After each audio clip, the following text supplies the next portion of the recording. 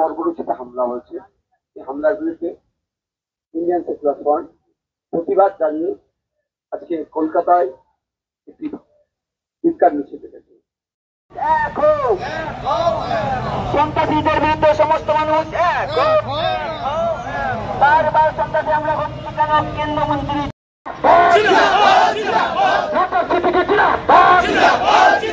Narendra Modi high high বারবার সন্ত্রাসী হামলা হচ্ছে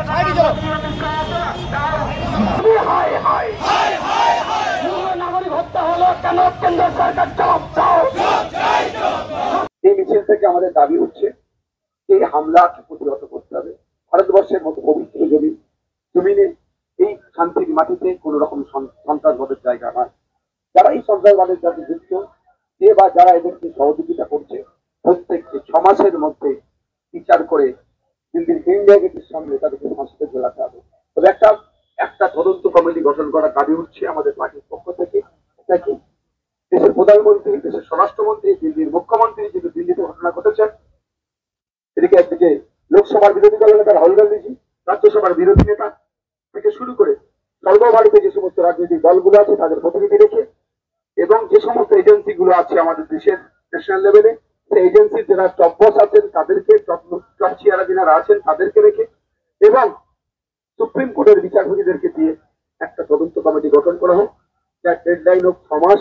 6 মাসের মধ্যে তদন্ত করে যারা এই কর্মকাণ্ডের সাথে যুক্ত সরাসরি এবং যারা তাকে সহযোগিতা করেছে প্রত্যেককে চিহ্নিত করে শাস্তি ব্যবস্থা হোক, সে শাস্তি দেওয়া হোক, তাদের ফাঁসি ইন্ডিয়া গেটের সামনে তাদেরকে ঝুলিয়ে দেওয়া হোক। কারণ এই যে দেশের রাজধানীতে হামলা হয়েছে, শুধু দেশের মানুষের 140 কোটি মানুষের বুকে আঘাত হয়নি।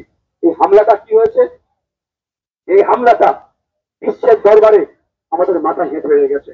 তো জবাব আমাদেরকে দিতে হবে, বিশ্বের কাছেও জবাব দিতে হবে। আমাদের বুকে জলাটা নিবে তখন ওই কুলাঙ্গার গুলোকে, শয়তান গুলোকে, দরবার গুলোকে তখন ধরে ফাঁসিতে ঝুলানো হবে।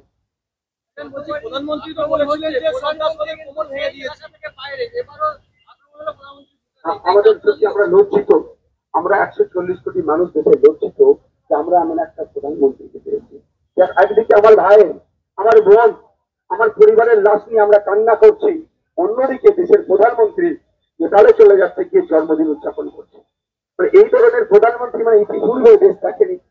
140 কোটি মানুষকে প্রধানমন্ত্রী অপমান করছে। এই অপমানের জবাব মানুষকেই দিতে হবে।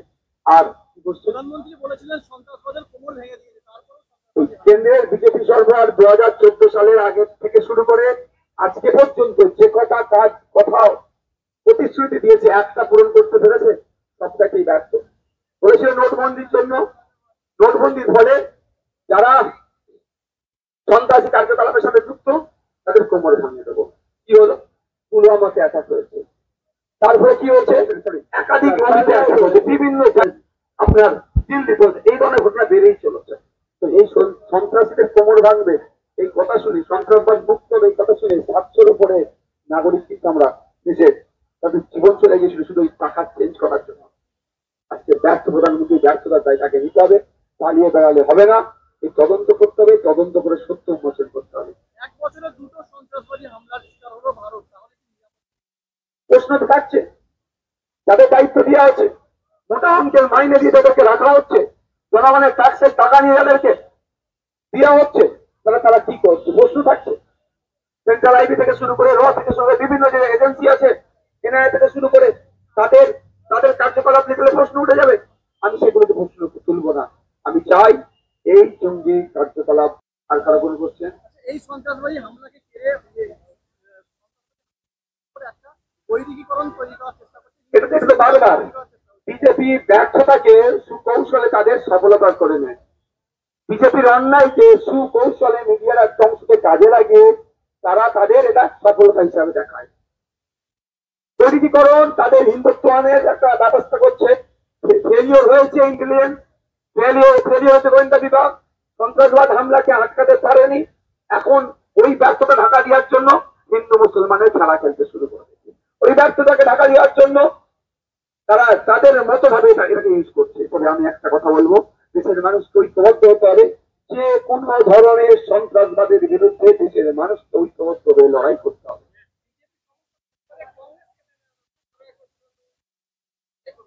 এখন পশ্চিমবঙ্গ রাজ্যে কিছু হলে উদাহরণ কি দেওয়া হয়, 34 বছরকে দেয়।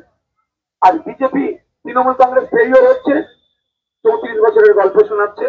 ঠিক কেন্দ্রের বিজেপি ফেল হলে 34 বছরের কংগ্রেসের গল্প শোনায়। এরা তৃণমূলের গল্প শোনায়, সাধারণ মানুষের সিপিএমের গল্প শোনায় 34 বছরের, আর ওরা কংগ্রেসের 34 বছরের গল্প শোনায়।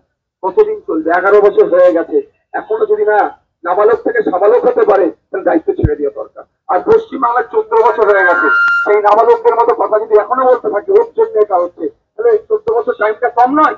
11 বছর টাইমটা কম নয়? যে এখনো আপনি আপনার নিজের পায়ে দাঁড়াতে পারছেন না, এখন অন্যের ঘাড়ে দোষ চাপাচ্ছেন, তাহলে সেই জায়গা থেকে অব্যাহতি নেন। Thank you.